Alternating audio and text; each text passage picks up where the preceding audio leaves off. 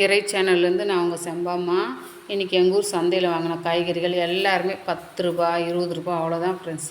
சுத்தமாக காய்கறி விலை வந்து எங்கள் ஊர் சந்தையில் கொஞ்சம் கம்மியாக சீப்பாகவே மலிவாக கிடைக்கும். குழந்தைகளுக்கு வந்து ஆரோக்கியமான காய்கறிகள் பழங்களை வந்து வாங்கி சமைச்சு கொடுங்க. பழங்களை அப்படியே கொடுங்க.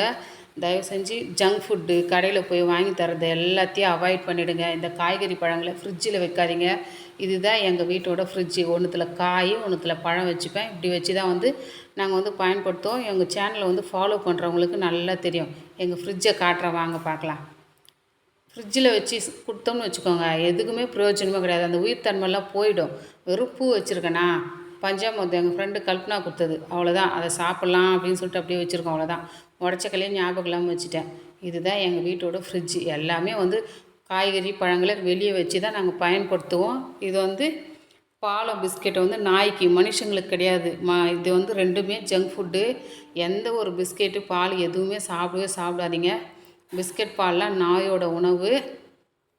அதான் நாய்க்கு வச்சுட்டு வரலான்னு சொல்லிட்டு நானும் வரணும் வெளியே போயிட்டோம், அவ்வளோதான் ஃப்ரெண்ட்ஸ்.